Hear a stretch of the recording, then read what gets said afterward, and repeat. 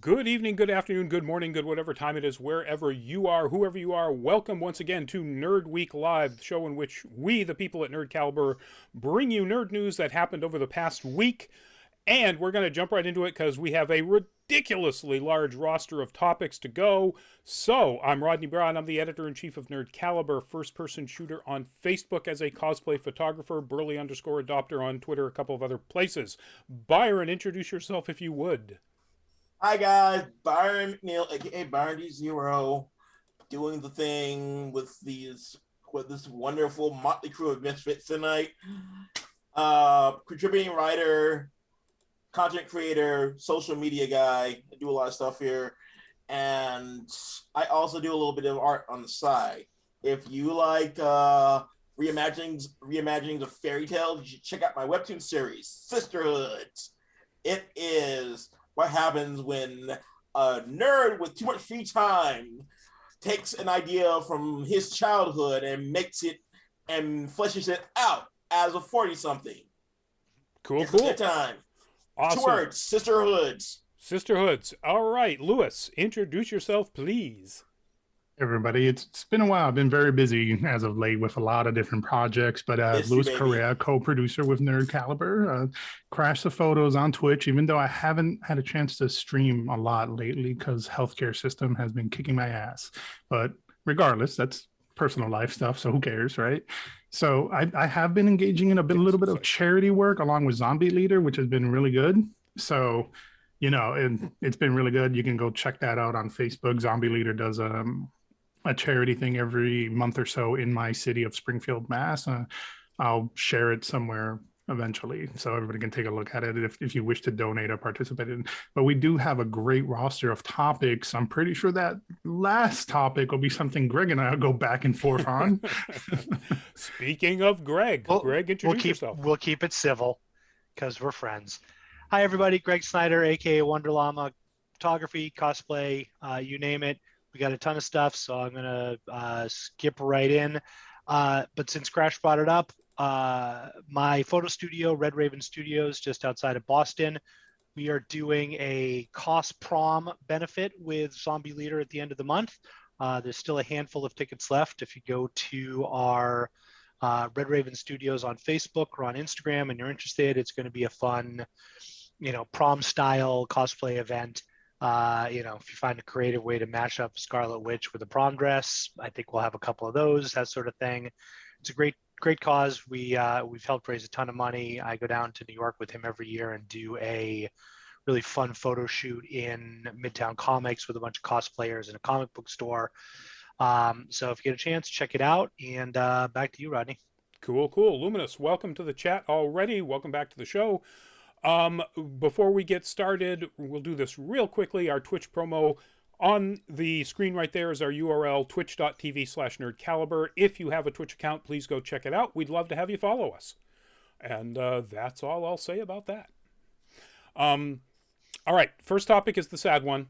The really sad one. There could be many sad ones going forward. We never know. But that is on Saturday, we found out that Ivan Reitman, director, producer, just absolute titan in the nerd community, died, it says, peacefully in his sleep at the age of 75. Reitman, obviously the director of Ghostbusters, Ghostbusters 2, Dave, Twins, Kindergarten Cop, so many funny, wonderful, and nerdy things. The executive producer of Animal House, and a ton of other stuff, including his son Jason Reitman's movie Up in the Air, which was nominated for an Academy Award. But primarily his nerd stuff were the Ghostbusters movies, Evolution, which is up on your screen right now, is one of my absolute guilty pleasures. And like one of his very, very rare misses, My Super Ex-Girlfriend was also one of his projects.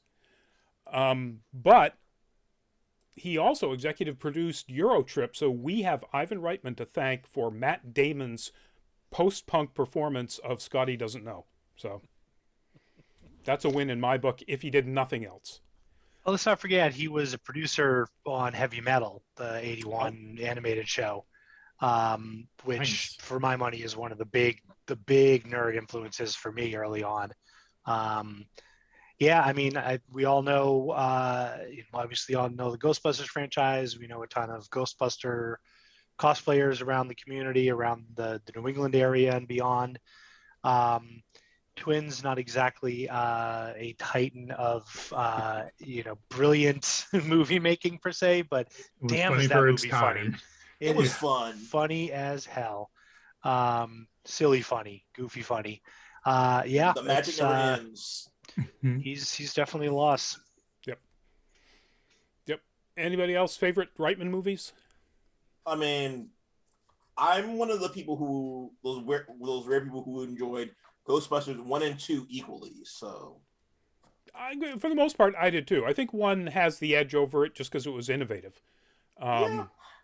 But yeah, I spent the most time in my youth with Ghostbusters 2. And like it was little things like the implementation of like songs like Wilson Pickett's Higher and Higher that stick out to me. So Sorry, go ahead. I thought you were done. No, so like I definitely appreciate his work. I watched Twins ad nauseum as a kid too. So his work definitely sticks out to me. So I was going to say, on the plus side, some of the less sort of nerd stuff. Stripes, one of the great 80s comedies. Big thumbs up for that. It was a producer on the first Space Jam movie. Big thumbs up for that. Yep. He was an executive producer on the new Space Jam movie. Big thumbs down for that. Yeah, he made his paycheck. You take some swings, you take some misses. Oh, and he was also a producer on Baywatch the movie. So that was kind of funny. It was entertaining. It was a good attempt. Sometimes you do stuff for a paycheck. Yeah. As an executive producer, he produced a lot of stuff, and most of it was really interesting and or funny, and some of it was not questionable at best. Yeah, Euro Trip, man, always my favorite. Euro Trip. So that's another guilty pleasure for me as well. Anything that's got Vinnie Jones as a absolutely psychotic soccer hooligan, wonderful. You can say his name, and I only recognize him because of Bullet Tooth Tony, which is one of the best characters he's ever played. Bonjour. Wait, what about the Juggernaut? Well, all right. Sphinx from Gone in 60 Seconds, too, I think is right up there into the Vinnie Jones oeuvre. Anyway, we're getting off track already. Gosh darn it. First topic, and we're already off track. Condolences to his family. And he will be missed as a powerhouse pretty much right up until his death, at least as a producer. All right. Moving on to much happier news. This is one of the many images that was released for the artistic design of the upcoming, Ghibli Park. The plans are underway. The construction is underway, actually, already, for a Studio Ghibli Park that's going to be about a couple hours outside of Kyoto in what's called Aichi Earth Expo Memorial Park. It will open in November. And 3 of the 5 eventual planned areas will be ready. The first one is the Ghibli's Grand Warehouse, which is essentially an artifact and artwork museum, an exhibit. Hill of Youth, which will feature the antique shop from Whisper of the Heart and a recreation from The Cat Returns. And then the Dondoko Forest, which will, of course, have the full recreation of the house from My Neighbor Totoro. If you're lucky enough to get to Japan after November, good on you. Yeah. I mean, my first thoughts are like, is it going to be as like difficult to get tickets for it as it is to get tickets for the museum? Because here's the deal with buying tickets for the museum when you're in Japan. If you ever go, anyone here ever gets a chance to go to Japan, you can only buy them early in the day from the chain of convenience stores known as Lawson. It's easy enough to do. It's so we don't know yet, and I'm hoping that's not the case. But I mean, there's literally nothing in this article about whether or not there's going to be any sort of restriction on sales of tickets to the park. But also, Lawson is like Starbucks here in the U.S. There's literally one on almost every corner in Japan. So. Yeah, and it's like, you have, like, when you buy the tickets, you take a bus to the park. I mean, to the museum from like a certain location in Tokyo. It's not like it's. But yeah, I was gonna say, be that as it may, I don't know that anybody on this show or anybody in the audience necessarily. Hopefully, we've got some viewers from Japan. I'd love to think so. I don't know that I'll get there. I love the idea of traveling to Japan. I mean, it's top of my bucket list in general. This is just another little incentive, as it were.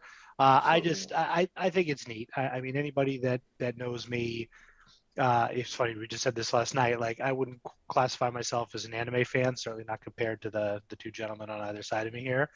But Studio Ghibli is absolutely my jam. So this is one of those, I may never see it, but I'm really glad it exists in the world. How many Ghibli tattoos do you have? Man. 2, but they're half of a leg. Yeah. So if any of us get to Japan, Byron, if you get back, awesome. And I really hope getting into it is fairly easy. But even if it's not, it might be worth jumping through a hoop or two, taking a bus or two. I mean, I don't want anybody to hate me in the chat here, but I've only seen like 2 Ghibli movies ever in my life: The Cat Returns and Kiki's Delivery Service, I think it is. Wow, and not 2 of the monsters. Reza Vittoria, welcome to the show. I'm really surprised that you haven't seen like Princess Mononoke. Everyone always is, and I'm like, look, it's not like I dislike it or anything, because I can't dislike something I've never actually seen. It's more of like, I never have a moment to sit down and watch, and I don't know anything about the catalog to look at things that I like. And some people are like, yeah, let's watch it, and I'm like, cool, let's watch it, and then that's as far as the dialogue ever goes. I'll give you this very briefly, and then I know we got to move on. If you have a chance, 2 strong recommendations. Obviously, My Neighbor Totoro, everyone knows. You've seen Totoro. He looks like if you put me and Rodney together in a gray kigurumi. Sounds like it too. It's cute. It's fun. It's light. It doesn't take a lot of brain cells to process. And Spirited Away is probably Miyazaki's masterpiece. It's magical realism at its best. The plot is great. The characters are great. The animation is just breathtaking. A little more cerebral than Totoro, which is kind of a kid's movie that anybody can enjoy. So pick either one of those. It'd be a great way to get your feet wet. Unless you dig into the article that describes what is possibly the real world inspiration for My Neighbor Totoro, and then it gets dark as. I don't want to know how the sausage gets made. Yeah. Anyway, moving on to our next topic, and Luminous, thank you very much for pointing this out in the last show. I absolutely missed this in that week. But that is that CW, which we had reported on before, was planning on doing a reboot of the Babylon 5 series. This is, of course, the main cast from Babylon 5 on your screen, with J. Michael Straczynski, the original creator, in charge of the new reboot, has put it off until 2023. And that comes directly from Straczynski's own Patreon page, a post he put up there where he is quoting Mark Pedowitz, the president of the CW, saying that they were taking the very, very unusual step of not canceling the project because they can't go forward with it in 2022, but literally just rolling it over into the next year. And that's almost never done in television. So it's not going to happen this year, but it looks like it might start next year. So, fingers crossed. That is pretty unprecedented. There you go, Greg. I made a post-it note to watch it. Put it right here. There you go. There Also, Howl's Moving Castle. Yeah, I would agree on that too, but I would definitely Spirited Away, Lewis, I think would be so in your wheelhouse. Yeah, so Babylon 5 fans, it looks like it will still come back, just not as soon as we had hoped. And this is going to be a reboot. They are going to restart the whole story. It's going to be a new version of the story. A new cast too. Probably a whole new cast. It would have to be if they're doing a reboot, I would assume. Anyway. Into that Kenobi news. Before we get to that Kenobi news, we are, unless I'm out of order here. No, according to my order, oh no, you're right. I did skip Kenobi. So we'll go back one too. That is the poster, or part of the poster, because it's a really big ass poster. That was revealed for Obi-Wan Kenobi, the Disney Plus series, and we got the news that May 25th is the day it drops, Wednesday before Memorial Day weekend. You got a whole weekend and just get mad at it. You get to see whether or not Ewan McGregor is right, and that Hayden Christensen is really amazing now as Darth Vader. That's what he says. I mean, I think he can pull it off. I genuinely think that kid didn't get the right amount of lines, and I mean, if they made the guy who played young Han Solo a lot better in terms of reading his lines, like. Yeah, I mean, anything's possible. If you go back and look at Keanu Reeves in like Dangerous Liaisons, kind of a little post Bill and Ted's, but before he really broke out, he was terrible. Oh yeah, he was just he was the most wooden character imaginable, and he's evolved dramatically. Absolutely. So it's possible. Yeah. I'm almost willing to commit to writing a review on this series just so I can use the title "Everyone Who Hates Kenobi" as a. I knew some of the people who were going to be in this, other than, of course, Ewan McGregor and Hayden Christensen. I didn't realize, or I forgot, they cast Joel Edgerton and Bonnie Piesse. Yes. Uncle Owen and Aunt Beru from the prequels are going to be in this. Like the actual actors. Yes. Cool. Oh, yeah. And I want some Jar Jar in there as well. Kumail Nanjiani, Indira Varma. I mean, it's stacked. Yep. I'm really excited to have Bonnie P.S. reprise her role because she's been through hell the past couple of years because of her involvement with Nexium and whatnot. I didn't realize she was one of those. I don't know if this is completely not nerd adjacent, but if you're all a fan of the Jack Reacher novels, the new Amazon Reacher series is actually really good. And Kristen Kroik, in her first role back from all of that Nexium garbage, is wonderful. Absolutely. She is absolutely fantastic in it. Which is also a sort of a Smallville reunion. Oh, yeah. Okay, so yes. Alan Ritchson, who plays Jack Reacher, was Arthur Curry, the not actual Aquaman in Smallville for a couple of seasons. And boy, did he suck as an actor back then. Speaking of people who got way better. It was his first role, though. Well, yeah. Anyway. So back to having Jar Jar Binks in Kenobi. I don't believe that will happen. Yeah, you know what? Guest stars happen all the time, man. So honestly, I'm literally 50-50. I would either rage quit or cheer because it's just so cheesy and awful. I'm not sure. I don't know. I want to find out what happened to Naboo. That's what I want to find out. See, I can see Jar Jar Binks because yes, he was really obnoxious in the initial prequel first movie, but then they kind of toned him down a little bit later on, which made him more palatable for me. Yeah, so, only if they bring him back as a Dark Lord of the Sith. Maybe. Lewis, you just lost all your background lights, in case you didn't know. Oh, yeah, I know. Okay. Battery thing. Cool. Whatever. I still look great. So. You still do. All right, moving on. And speaking of Star Wars stuff, the latest cast member to join Ahsoka, the series starring Rosario Dawson, is that gentleman there, Ray Stevenson, who's been in so many things that nobody ever remembers him at. That was my first experience, him playing Titus Pullo in the amazing series, the HBO series Rome. But he was Frank Castle in Punisher Warzone. That's right. Yeah, he was Dagonet in King Arthur. He was Blackbeard in the Star series Black Sails. He was, I can't remember how to pronounce the name, Orthere, some nobleman in the last season of Vikings, and just so many other things. And we don't know what he's going to be playing.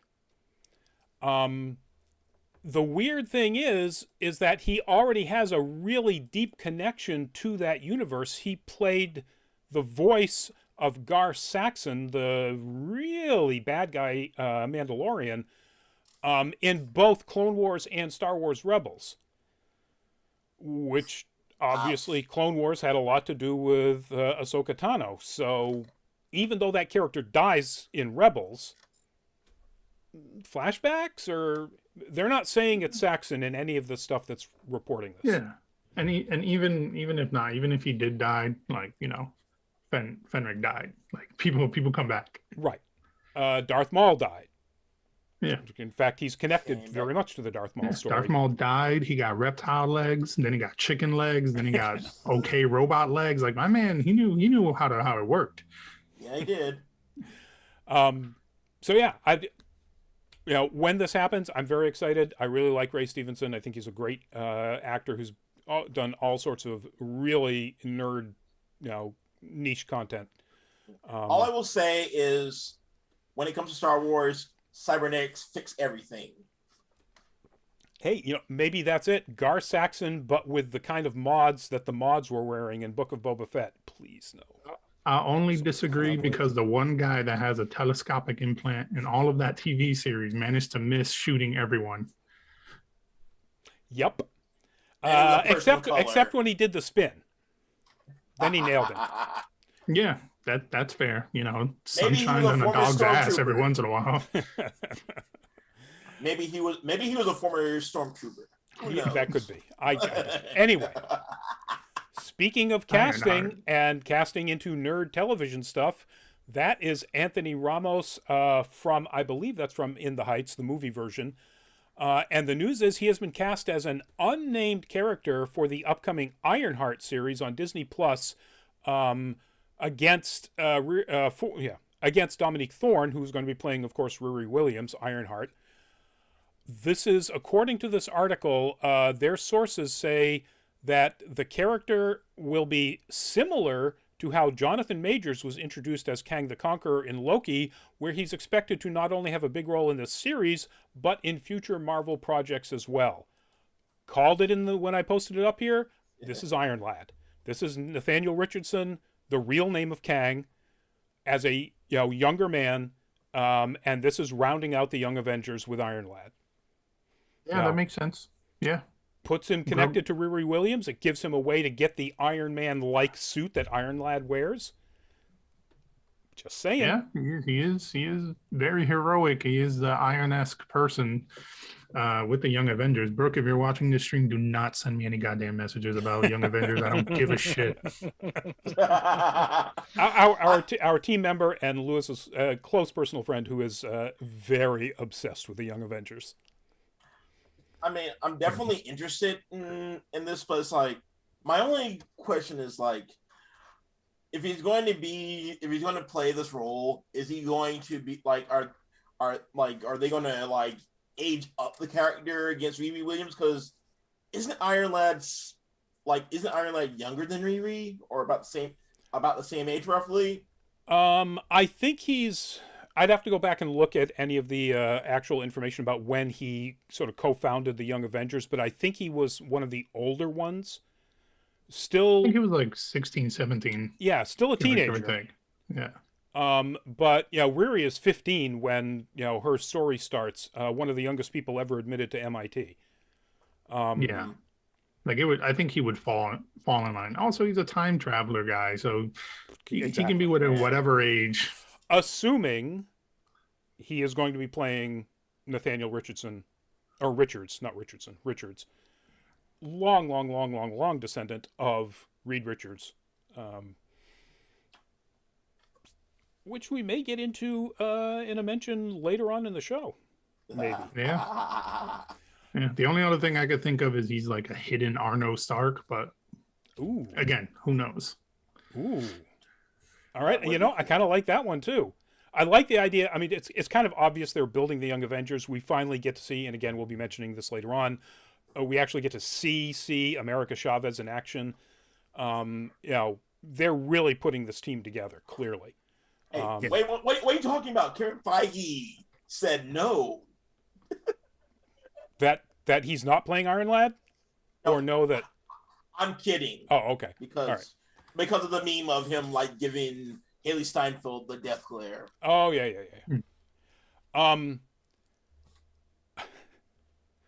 If I can remember, this is a really amusing story to go along with our final topic about something like that. Anyway, moving on to our next topic. If you've ever played the game, you will absolutely recognize this location very early on. This is Rapture from Bioshock. And the news is that Netflix is teaming up with Take-Two Interactive to make a movie based on the Bioshock franchise. Movie or series? Movie. Produce a film based on their renowned video game franchise Bioshock. And thank you for checking, because I know I screwed that up with some other thing that we'll get to. Yeah, definitely a movie. No real deep entertainment or deep information about it other than, aside from 2K, the other production company that listed so far is Vertigo Entertainment, and they are mostly known for being a co-production studio. Like, they help put the money up for early on, a lot of horror stuff, like The Ring and you know, things like that. And then, like every Lego movie, they are one of the 5 or 6 production companies that are listed for literally every Lego movie. So, you know, that's a good dice roll right there. Yeah. My only thing is that I just hope they don't splice together the plots of every game for this film, because I see what you did there. Splice, very good. Yeah, very good. Well done. I see what you did there. Well done. Nicely played. I didn't mean to. I'm sorry. Oh, come on! But, own it. It was a good one. Look, I've got a vigorous response for that comment. Yeah, Ooh. but I mean, Jesus Christ. Go to hell, Greg. Greg, would you kindly not do that?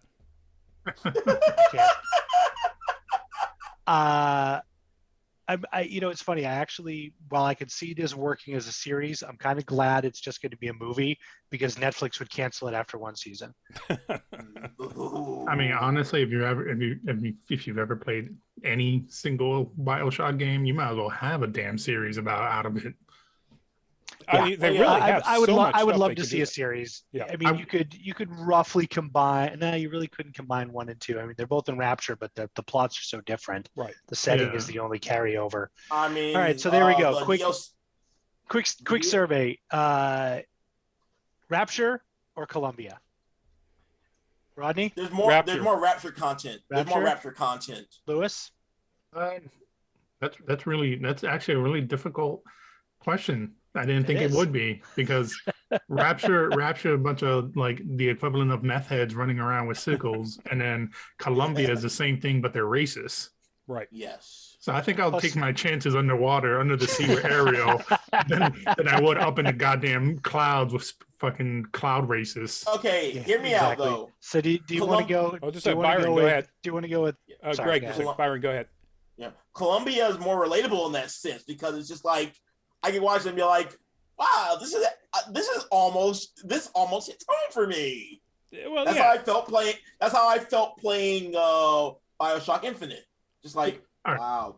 I completely understand that, brother, because we're both people of color. But in Rapture, I just got to worry about surviving. In Columbia, I got to survive and be called a slur at the same time. I don't. I'd rather just survive and not be called a slur while I'm dying. This is true. Exactly. I also don't like baseballs of getting hit in my face. But you know, there's also "Tainted Love" being sung non-stop in Colombia. So while I love the song, I don't want to hear it ad nauseum. I think I gotta go with Rapture just for Big Daddy and Little Sisters. Yep. They're such iconic creatures. I mean, the giant mechanized George Washingtons in Colombia were pretty incredible. Yeah. But I mean, Big Daddy is one of the most iconic good guys, bad guys, however you want to look at it. Because you can't really call them a bad guy. There you go. Patriots scare Little Sisters, same, not quite as iconic, but amazing as well. And it's a great story. Yep. Yeah, I mean, I'd like to think that they will pick one.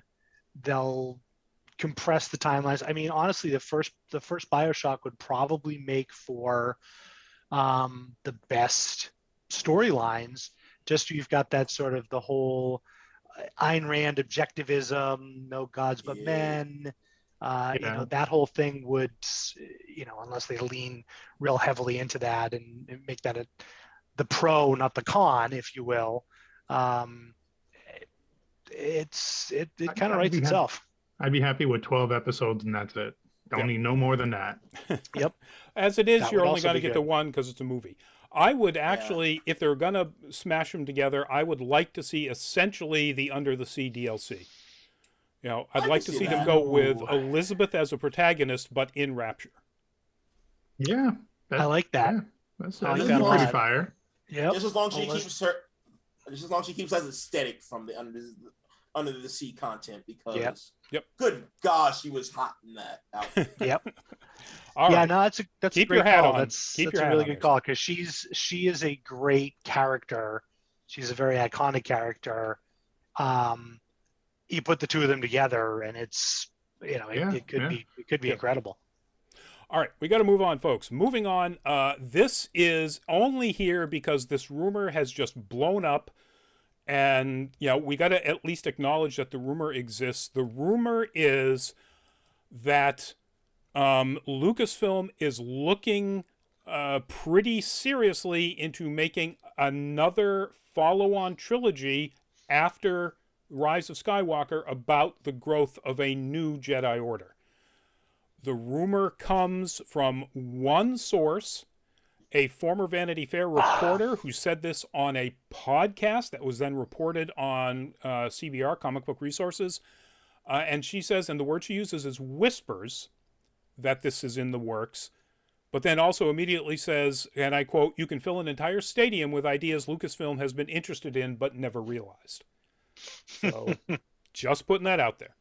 I'm willing to believe that it's the truth purely because it's just a logical direction of making money. Right. Yeah, they just can't let that movie franchise sit. The series are doing great, but the series realistically are ads for theaters. Yeah. Literally, Galaxy's Edge. And Galaxy's Edge. Yes, thank you. Yeah. If you want to bring a new Jedi Order and give the what the fuck were they called now? Before it was the Rebellion, now they're called the Resistance. The Resistance. Yeah, the Resistance. You want to give the Resistance a little something to do. Bring your new Jedis and have the Yuuzhan Vong show up, and you're good. You got a story for the next 6 movies. Yep. I would love to see the whole concept behind, what, Skywalker era is gone. Let's move on. Great Jedi. That's all I want. Yes, I agree. It's been done to death. I mean, I feel like they can't let go of that because it's so foundational to the whole series, and it's so ingrained in the nostalgia play that is new Star Wars movies for a lot of people. But if you want to move on and keep making movies on this, you can't just keep trotting out Mark Hamill time after time for some weird little cameo. Yeah, that's fair. I mean, I could genuinely see a new trilogy that is utilizing the components from the Disney series that are coming out like Grogu and so on. Because Grogu, who knows, man? He does his stint as a Mandalorian. His race lives for 900 damn years.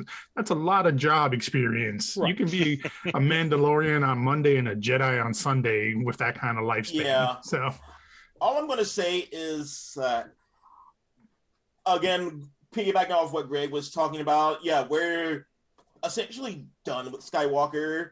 So we've basically veered away from this whole binary concept of Force users. And now that there is no real Jedi Order around, we can implement the gray.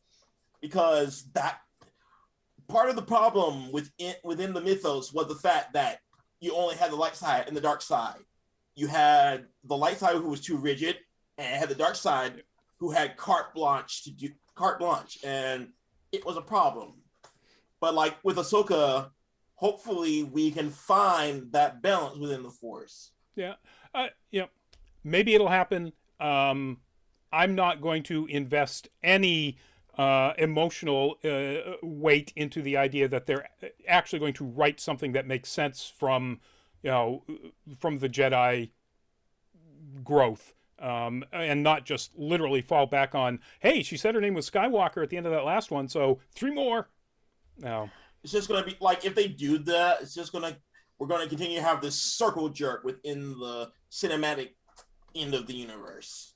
And continue. Yeah. And I would just like to say, for any Star Wars fans that are watching right now, the whole gray Jedi thing, you can kill Byron, not me. I don't associate with that. kill him. Fight me. Anyway. Fight me. Anyway, we got to move on.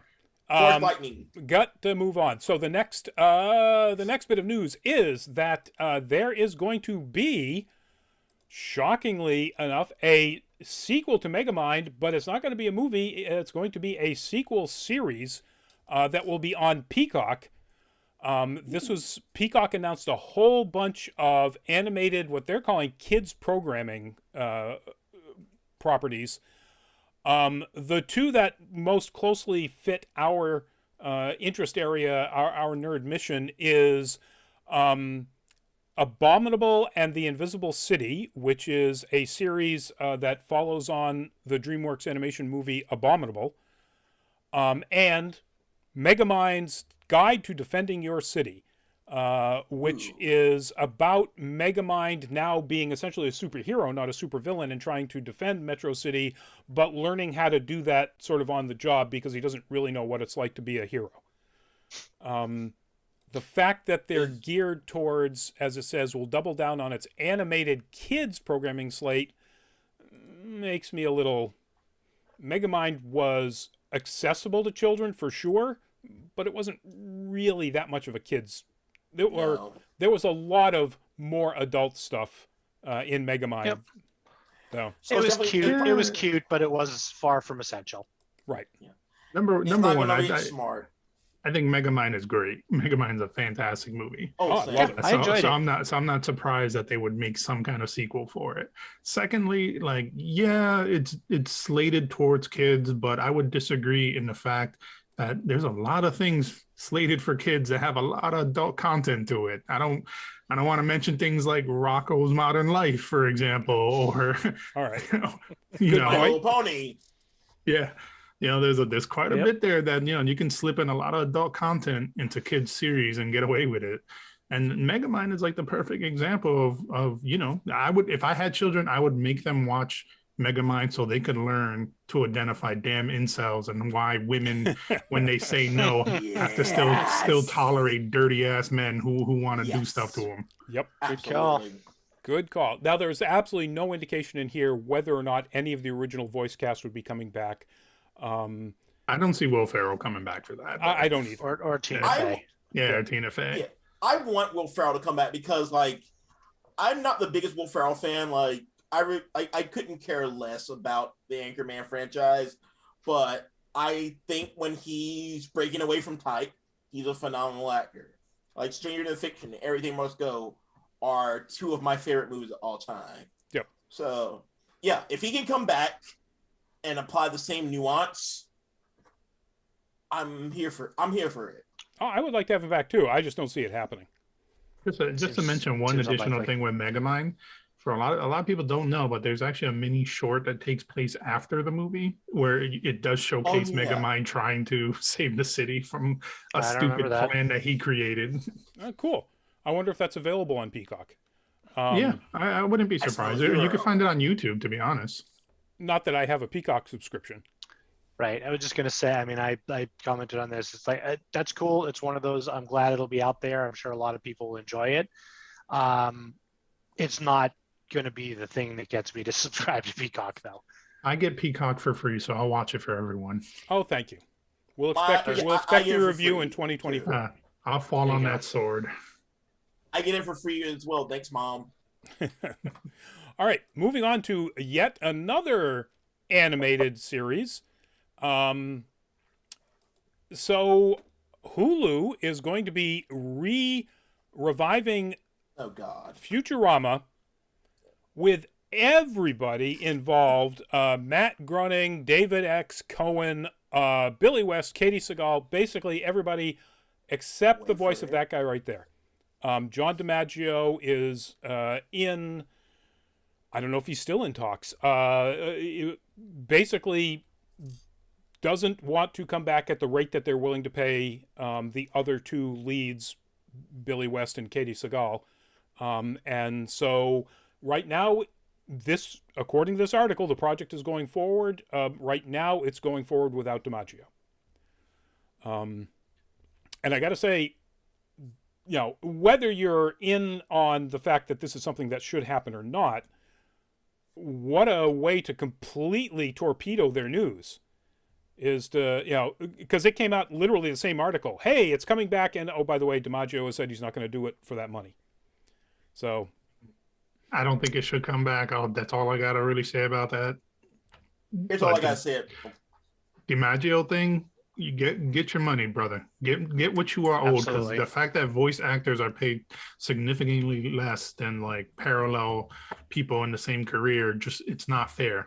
They all collectively made that series what it is, and they need to get paid more. I'm going to clarify what I just said, because I could see Rodney's Piccolo vein twitching a little bit, but they're not going to get. I'm not saying that they should get the same equivalent pay to like live action actors who are in the role themselves, but they need to get a significant bump into what they're doing now, because they're not getting paid enough, and there's not enough negotiation for them and avenues for negotiation. So I thought about that, and I heard that in a criticism of somebody else's on another YouTuber that I was, watching them cover this. So I looked it up, and voice actors are covered under the collective bargaining negotiation agreement for SAG-AFTRA union. So they make whatever equivalent level is for their performances for SAG actors. So if they are the lead, that's cool. Get bumped up then. They're already making that. They're already making lead actor money based on the collective bargaining agreements that were made by the Screen Actors Guild. But I think Crash's point is that may be true, but you're talking about, BC list celebrity type folks, not Matt Damon money, not Ben Affleck money, not you're a lead of the show. Those are A plus people. So they should be getting A- money, not whatever scale plus is. Here's my thought. Oh, sorry. You know what? At the end of the day, I'd love to see him come back. I hope that it's a case of he can make something work. They can find a way to do it. I'm cautiously optimistic, as I often find myself saying. I'm a huge fan of Futurama. It's been my jam for years. That said, where do you go with this show? I mean, it was both very episodic, but it had enough of a through line to carry it from season to season. But the finale was great. It wrapped everything up. Final. It was beautiful. It put the cherry on top, tied the bow around it, and boom, you're done. I mean, what else is there? Is Amy gonna start sleeping with Zoidberg for some reason? Who knows? But I agree. If DiMaggio doesn't come back, that would torpedo the show itself. That said, I mean, he's still working on Disenchantment, which I doubt is. Well, I have no idea what kind of numbers that's doing.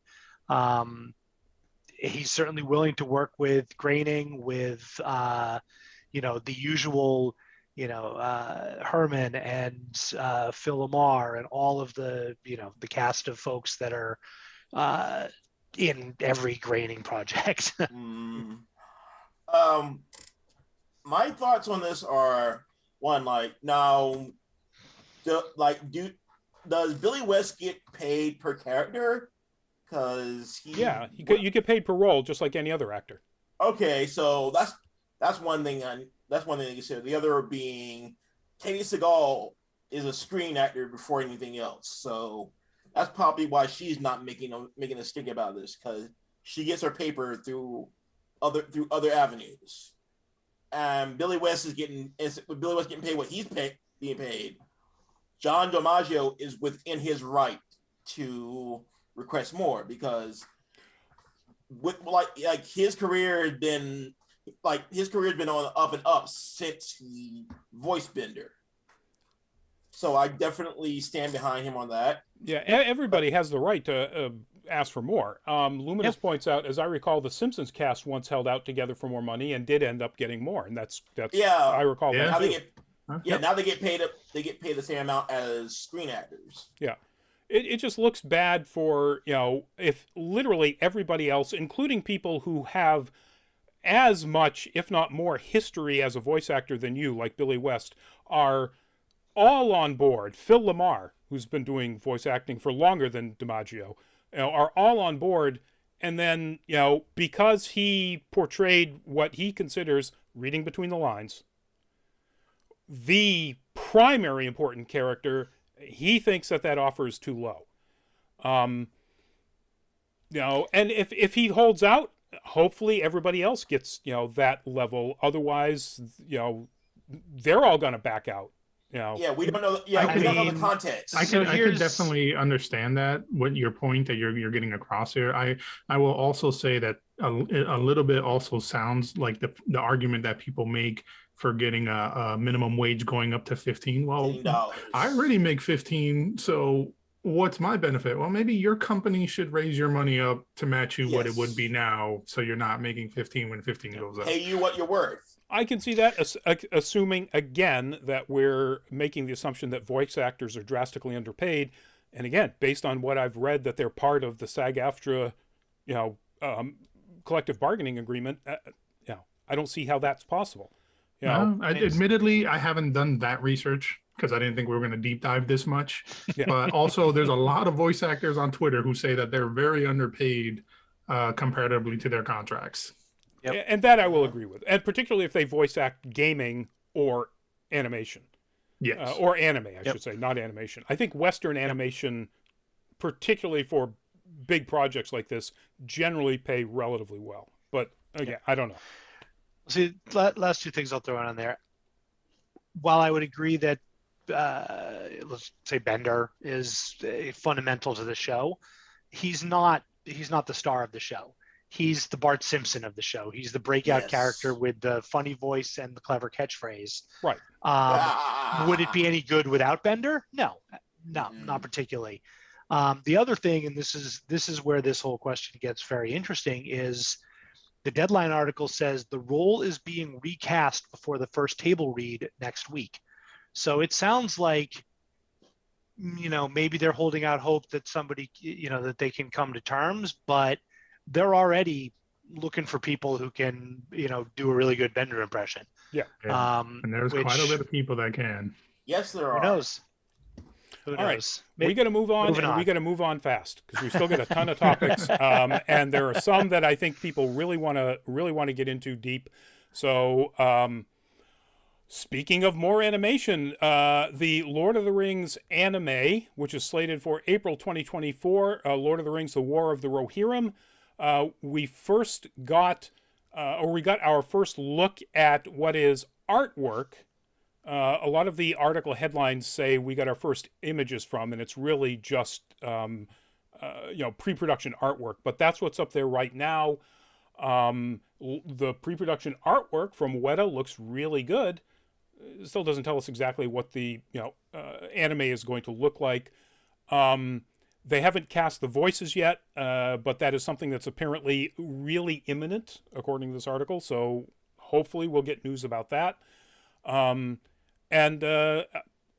like the look of it for that one image. And that's about. And we know, of course, that it's about Hammerhand, for whom Helm's Deep is named, like the most iconic king of all of Rohan. So, yeah, aka King Bonehead. I'm pretty excited about this. I mean, the artwork looks incredible. Helm's Deep from Peter Jackson's Two Towers was such an iconic. You can't really even call it a scene. It was a third of the movie practically. So well done. It's such an iconic location. There's some great folks on board with this. Philippa Bowens, who was integral to Peter Jackson's movies. She's on board as an EP. Folks from Blade Runner, Black Lotus are on board. Some of the screenwriters wrote for Dark Crystal, Age of Resistance. That was sadly only one season. Gone too soon. Gone way too soon. And I think it's got a lot of potential because it's part of Middle Earth that most people know about, and everyone remembers, Theoden and Eowyn and Éomer from Lord of the Rings. This will be so adjacent to that. It's a fairly short time period before that it'll slot right into what I would assume it can. Yeah, You're not in have... the Lord of the Ring universe, yes, when you're talking tens of thousands of years, it's still a couple hundred years before the events. Of course. So, I mean, you could very well have, I don't know whether Ian McKellen's on board with stuff like that, but you could have a Gandalf. Gandalf could show up for stuff, et cetera, et cetera. So it's just, I think timeline-wise, it's a lot closer to what people remember from the movies than the Second Age is in Rings of Power that we'll get to later. Yep. All right, moving on. Plus, there's battle Oliphants, and anytime you got a battle Oliphant, you're in good shape. Yeah. In this Speaking of timelines, though. Moving on to our next topic. This is, of course, a scene from the original Blade Runner. The news is that we are going to get a live-action sequel series called Blade Runner 2099, which is going to be executive produced by Ridley Scott. And one of the major production companies is going to be Alcon Entertainment, who, if you're a fan of The Expanse, you will know that name. They were the production company behind The Expanse. So I'm pretty jazzed about this. Yes. And apparently the only one. Okay. No, I actually love Blade Runner, but we don't have a lot of time, so I don't want to go too deep into my feels. I'm definitely a fan of Blade Runner, so more of it is definitely welcome. I'm not exactly over the moon for it, but cool, more Blade Runner. It's a very deep and intricate universe, and while there aren't any questions I feel need to be answered, sign me up. Yeah, and it's set 50 years after the last movie, so there's so much possible innovation and change that they can explore. It's essentially a whole new world. So if you'll pardon that reference. Guys. All right, moving on to our next topic. This dropped real late. I'm really glad it did. Chip and Dale Rescue Rangers is coming back as a Disney Plus movie. I think we talked about this when it dropped, because I remember just kind of losing my mind at the idea that Andy Samberg and John Mulaney were going to be Chip and Dale. But we got our first trailer for it, and before somebody goes completely off the rails, I'm going to say I was laughing my ass off. I think this looks hilarious. But somebody else may have a different opinion. No, I think that shit was funny as hell. The only thing that always kills me is anytime Seth Rogen is in a show like that, or I'm sorry, a movie like that, because you can always, it doesn't matter what the hell character he's playing, you could always hear that laugh of his. It's Seth Rogen. Yeah. All right, Fair. Byron, let it loose. Chomping at the bit. Yes, I am. Good God! Like, don't get me wrong. 2 minutes, go. Yeah, all right, I'll get right down to it then. In a world where the DuckTales reboot exists that meshes modern sensibilities with the original content, why do they decide to go for low-hanging fruit with this? Like, I feel like the whole live action potty humor thing has been done, and it's been done poorly. Rocky and Bullwinkle, Hop, freaking Potty humor? Yeah. I didn't get any potty humor out of this, but okay, I might have missed some. Okay, maybe not potty humor, but like, I don't know. I just feel like the trailer felt a little try hard to me. So I'm going to guess that this is, and this is an absolutely valid reaction, but this is a 90s kid going, ouch, my childhood. Essentially. But again, and I don't normally do that because I think the DuckTales reboot far surpasses the original. Yeah. Because you can do that. You can reimagine things. But meta is like the meta. I think that the comparison here is really like the DuckTales reboot was playing on nostalgia while evolving it at the same time, whereupon Chip and Dale Rescue Rangers is basically Detective Pikachu. Yeah. Yeah. I like Detective Pikachu though. And I can see the you may not like the meta humor. I think that is one of the funniest bits about it, that they're moving this up to the point where they're making internal jokes about how bad animation can be, in these, recent decades. And I think that's just so funny and so wonderful an area to mine. Absolutely. I think it's a lot. Sorry, go ahead, Lewis. No. You go ahead and then I'll wrap it up. I was just going to say, I would rather see something with that nod, wink, wink self-awareness at this point than just doing Rescue Rangers, just Chip and Dale something. The folks that are writing it understand sarcasm. They understand, Akiva Schaffer's directing. The voice talent is absolutely a murderer's row of actors. I think sort of that meta commentary, that meta view, that sort of what did it just remind me of for a second there? Never mind. I'll if I think of it, I'll come back. I like it. I think it's got a lot more potential that way than it would if it were just a straight up reboot, sequel, continuation, whatever you want to call it. I will give it this much credit. It seems to have a bit more heart than, say, the Happy Time Murders. Oh God, that's low bar, but okay. What I'll say to quickly wrap this topic up is my biggest vibe that I got from it is Who Framed Roger Rabbit, and the fact that Roger Rabbit will be in it is awesome, and maybe it's going to open up the world to a whole lot of other fourth wall breaking meta type stuff with the cartoons and the humans together, because I love the hell out of that shit. And I agree. Who Framed Roger Rabbit was one of the earliest examples of meta commentary on cartoons, and it was time. Perfect. Genius. All right, it's a little. That's what I was thinking of. Very, very briefly, a little bit reminds me of the Jason Segel Muppets movie, where it's very self-referential about how the Muppets TV show was a TV show, and it's behind the scenes. Yep. Same conceit. Yeah.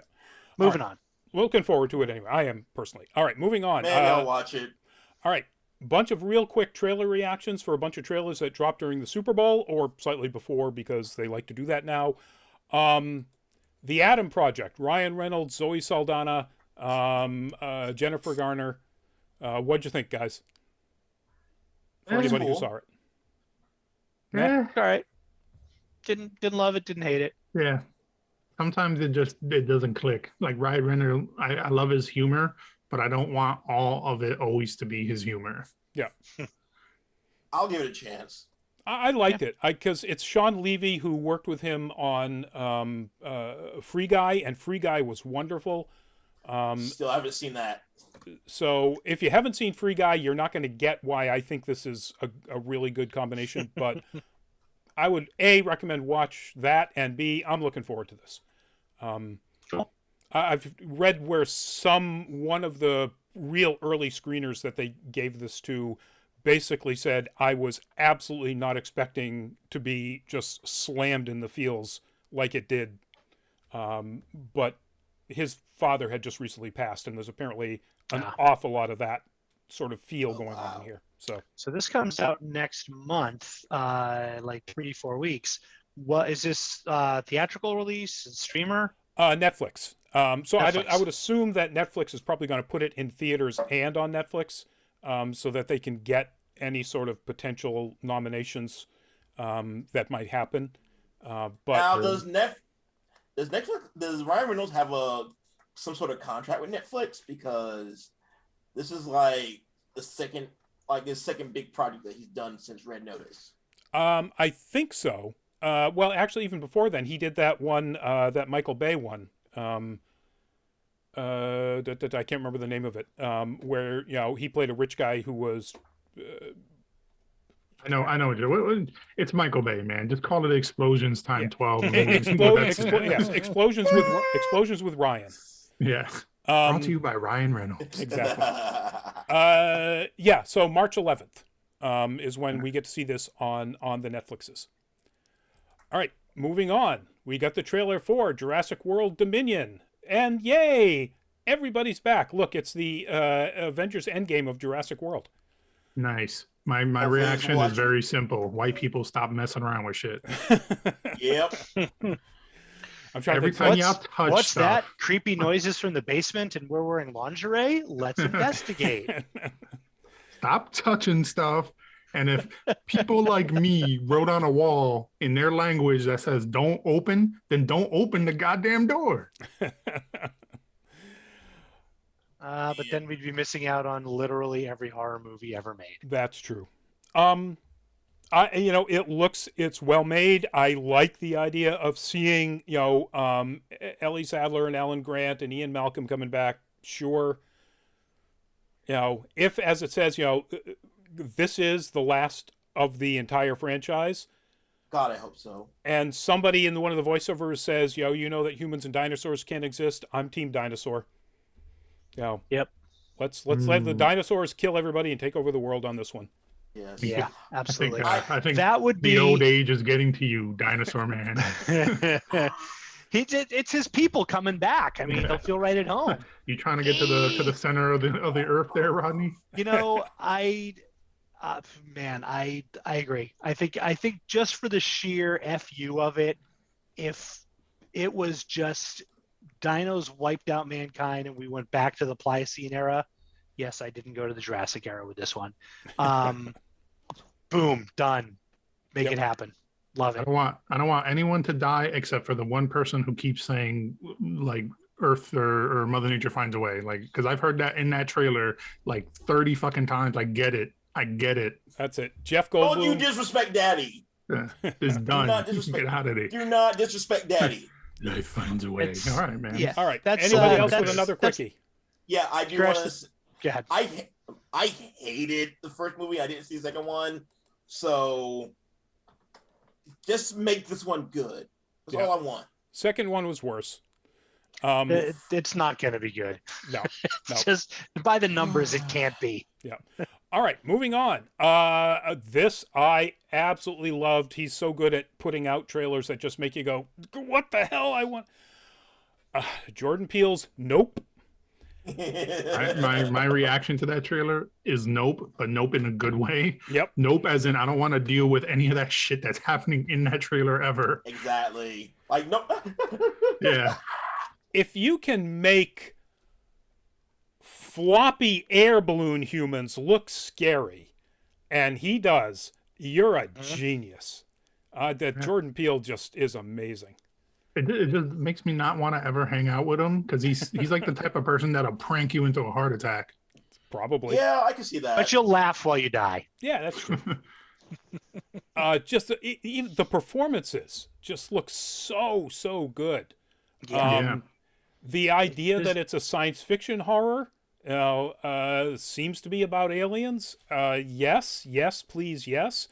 The idea that you've got, these wonderful, this black family on a horse ranch.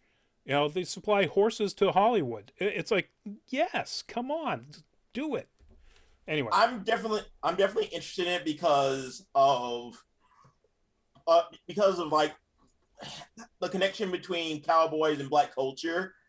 I wanted to see how that's going to fall into play, because Jordan Peele's like previous ventures have all been topical towards some aspect of the marginalized, and with leaning very much towards people of color. Yeah. So, and this would be a perfect way to bring light on that, like the same way that The Harder They Fall did to an extent. Yep. I don't know that you're going to have a Bass Reeves in it, but that would be or great. maybe or at the very least acknowledge the existence of Bill Pickett. Yep. Yeah. Yeah. So I'm really keen on this. Oh, by the way, I don't think we said Jurassic World June 10th or Jurassic World Dominion June 10th. Nope. I don't think it had a release date. Oh yeah, July 22nd. So this summer, some good stuff, and some maybe not so good stuff. Definitely. Anyone get a bit of a Cloverfield vibe to this? Yeah, absolutely. Yeah, a little. The Nope, more like Cloverfield Lane, but yeah, like still, yeah. It was more of a directed movie than a found footage kind of thing. Again, it had. Thank God that era. Well, Cloverfield Lane was John Goodman and the bunker, right? So that was a little different, and then it was just Anyway, that's a rabbit hole we don't need to go down. Okay, all right. Next to the last one, Doctor Strange and the Multiverse of Madness. Great boners all around. Nerd boners all around. I mean, do we want to talk about the Ultron robots and the people in the chairs? Illuminati. All right, I'm going to say this. All through your body. Yes, I want to talk about it. I don't think we have enough time to talk about everything. So let's use a couple of real quick things. Was that Patrick Stewart? Yes. I think so. I agree. Is that then, do you think, some version of the Illuminati? Yes. Without a doubt. Absolutely. Yep. I also someone on Twitter enhanced the image, and you can kind of faintly see maybe a 4 on one of the people sitting down's chest. Also a wheelchair. It just means it's handicap accessible, that's all. Exactly. There's so many wheelchair-bound characters in the Marvel Universe. So, and then second question before we move on to our last topic, who was your favorite Strange variant? Because they showed at least 4. So I don't know if I can pick just one. Main Universe, Evil Strange, Defender Strange, and Zombie Strange are the 4 that I absolutely know they showed, and they may have been others. I think Evil Strange appeals to me, but I think it only really appeals to me because I wonder if he's the same Strange from What If. Yeah. And they do definitely imply that. You get shots of Rachel, and it's like, why? Is she going to be? Over. Yeah. All right. I am so looking forward to this. Please, dear God, get the Omicron stuff out of the way when this when this press screening. And the movie hits May 6th. So, Mother's Day weekend, take your mom. If the Omicron thing is not over by then, I will fall on the sword for you, Rodney. I'll see if they, if that drops, I'll see if we can find a closer screening than Boston. All right, let's move on to it, folks. So in 1 week, we got Greg. both the first images in a Vanity Fair article, huge high-res images from Lord of the Rings of Power, and we also got the trailer that dropped during the Super Bowl. This is one of the images from that Vanity Fair article. Galadriel in absolutely gorgeous armor with a pretty neat-looking sword, walking away from Michael Bay explosion. No, I don't think that's something's on fire. Be right back. I'm eating my popcorn. Her outfit's on fire. That's what All right. Luminous, by the way, chiming in back with nope, felt like Close Encounters to me. With the dark scenery in the mountains, yeah, I can see that. I get that vibe too. Good call. Could be, yeah. All right.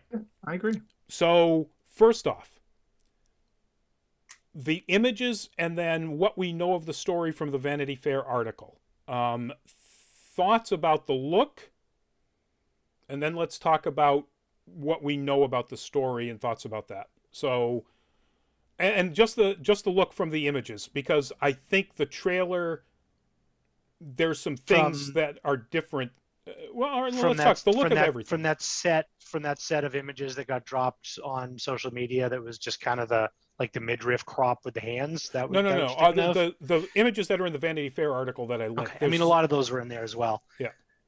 I'm not sure what to make of it. Time to Greg first. You know what? I'm going to do my best to be objective and not just to be a slavish Tolkien fan guy, because I'm absolutely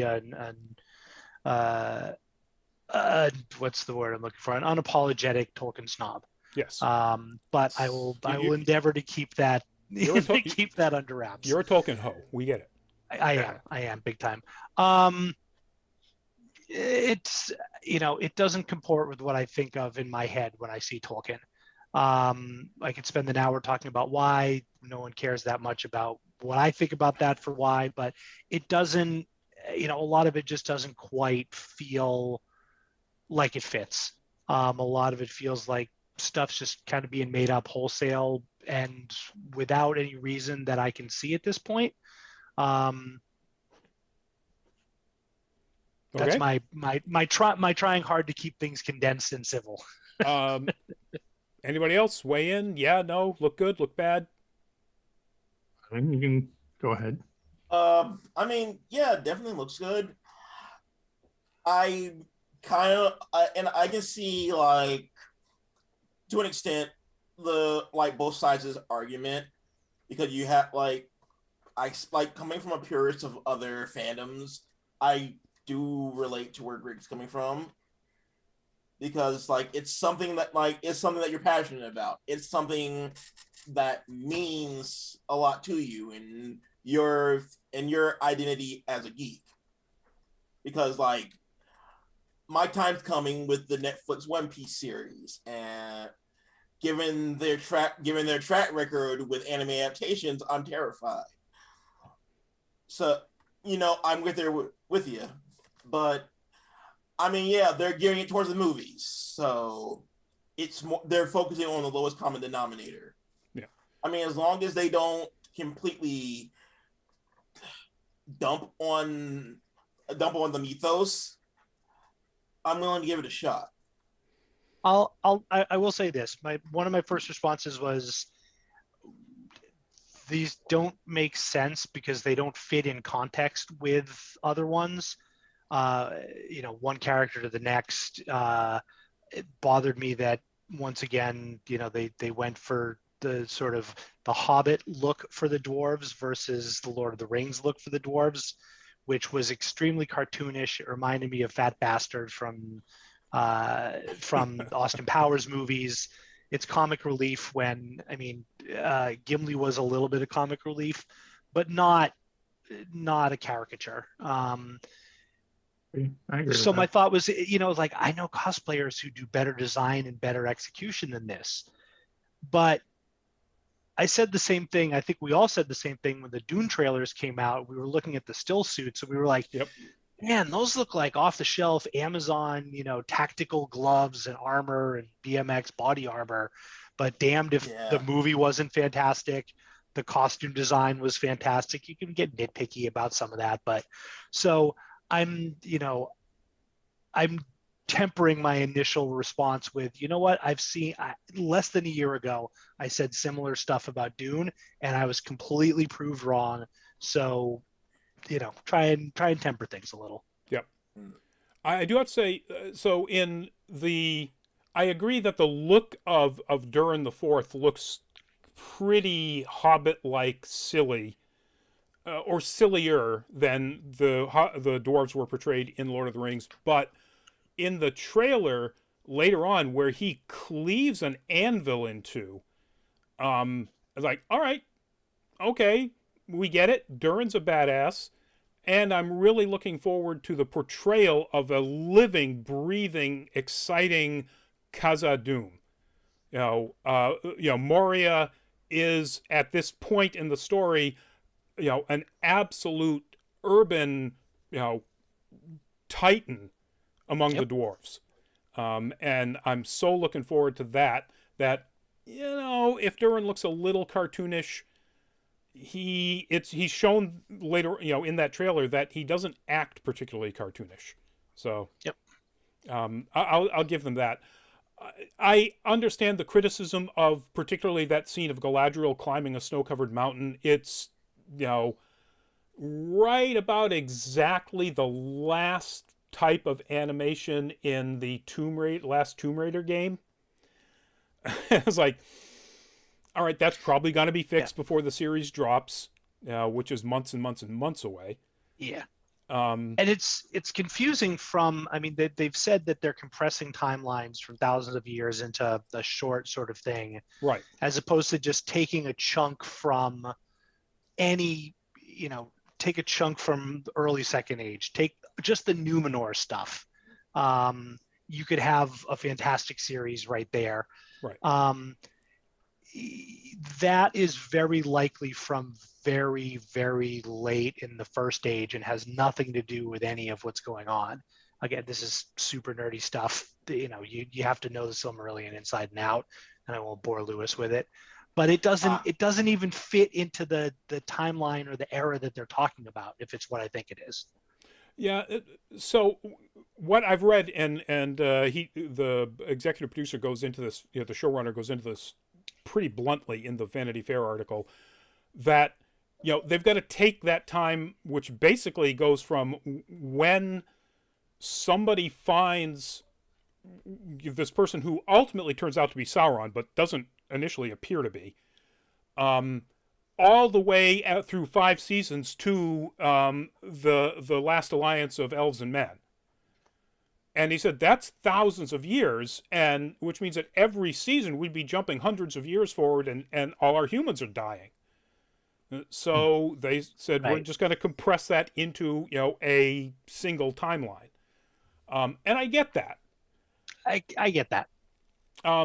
What I think is happening there is, at the end, or just actually before the end of the First Age, when the elves split, Feanor does his thing, the rest of them get left behind, and they basically do an Arctic crossing. Galadriel leads a group to Middle Earth. Oh, I see. You're thinking that is actually Galadriel going up over. That's my guess. There's nowhere else in Middle Earth that has gigantic Titan-sized walls of ice. And you're right. Unless they stumbled into the far north of Westeros somehow. It's entirely possible. I have a question. Galadriel, this is like he's from Aragorn's lineage, right? Galadriel is the elf ruler of ultimately of Lothlorien. Thank you. Okay. Yeah, I am far from a Tolkien scholar. So So the final kings of the land where the humans are in here, Numenor, who wind up in Middle Earth, they are the long ago ancestors of Aragorn's line. But they're humans. If you remember the voiceover sort of montage intro to Fellowship of the Ring before they get to Gandalf and Frodo, where Kate Blanchett, Galadriel, is doing the voiceover, where they're showing humans, elves, and Sauron like literally going at it, hammer and tongs. The men that are in that are that's the very end of the Second Age. They're literally like the last of the good guys who haven't been corrupted. They come from sort of Atlantis, if you will.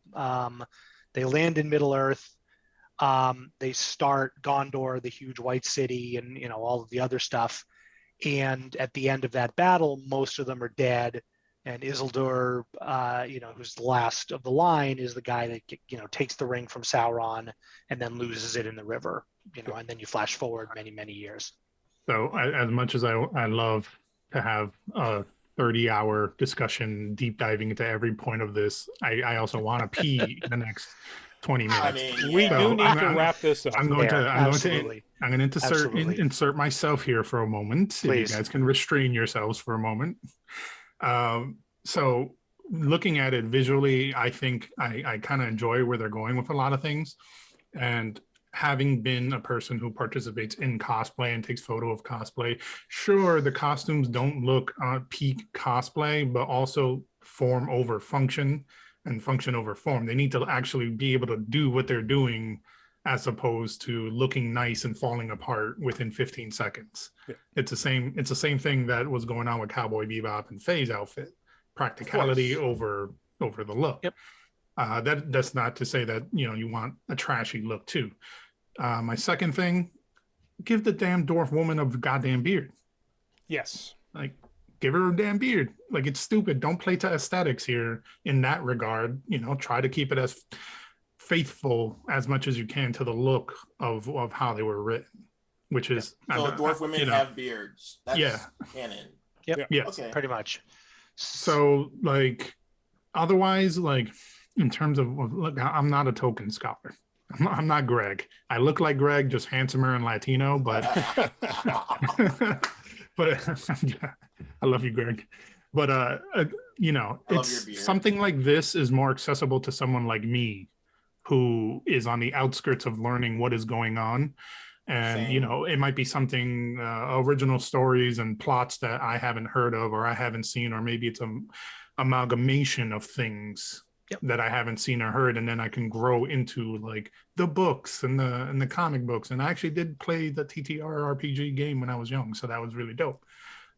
Like my biggest claim to fame to Lord of the Rings is I cosplayed an orc. And I also played Shadows of War. So if you were to ask me about Karim, whatever, Cinnabon is what I call him, like I would know enough about that first ring, but that I want to grow into this and learn it, but I do want to wait to see more. Fair. I mean, Greg, I'd love to sit down and watch like the first 3 episodes when it comes out with you. Let's do it. Let's make it happen. So Nerd Caliber Watch Party. That'd be fun. Lewis, your point is absolutely well taken. And as we said before we got on, the analogy to the Star Wars haters who came out and, before anything aired, were just tearing it to shreds. Same with any of the Ghostbusters stuff. I would hate to think that because I'm so passionate about these books, that I fell into that. I may criticize what the writers and showrunners are doing, but I would never want to criticize somebody who's like, look, I think it looks cool. I don't know one dwarf from another dwarf and this elf from another elf, but it looks cool to me and I'm looking forward to watching it. I will never dump on somebody who has a different opinion about that, because you could just easily say, you guys are way bigger Marvel comic fans than I am. I mean, you can cite chapter and verse of stuff, and I'm like, yeah, cool. I remember reading Iron Fist when I was a kid, but I couldn't tell you one episode from another. So, hey, at the end of the day, it's a long ways off. We have a long way to go before we see how it actually looks. But I look at it as my opinions are my opinions, and your opinions, I don't mean you personally, anyone here, the royal you, everyone's opinions are valid. If you think it looks great, cool. I may disagree, but I'm not going to shit on you for it. All right. That's all. Hold on. That would be my could we. So. We're going to give Byron the last word. Okay, my last word on it is this. I understand where some of these haters are coming from because a lot of it, we can blame M. Night Shyamalan for a lot of this in the sense that, like, what he did to The Last Airbender. Oh. It made a lot of fans of other IP, a lot of nerds and other IPs very nervous. I don't know. I think you can throw that all the way back to Uwe Boll, but no, when it comes to terrible adaptations of things that people like. I mean, I think Star Wars has existed longer than all of those. Yeah. All right. So come on. I'm just saying. I bring out Shyamalan because his was like he was the one with the more storied career out of other, as opposed to Uwe Boll. Yeah. Yep. We get the point. We're way long. We got to wrap this up. No time for a could we. No time for a Patreon. We're going to say good night, everybody. Byron, give us a good night. Bye, guys. Check out my comic, Sisterhoods. Sisterhoods, webcomics. Lewis. Thanks for everybody who was watching, and hopefully we'll see you again next week. Awesome. Greg. Thanks, everybody. It was a good conversation. I'm looking forward to the Nerd Caliber Rings of Power viewing party coming up. And we'll do it. Speaking of coming up, Full Fat Spoiler Chat, Thursday, Nightmare Alley. We'll be talking later on amongst the rest of us about what we're going to be doing for Anime Octane next Monday, and then, of course, Nerd Week Live next Tuesday. We'll see you later. Please, folks, be safe out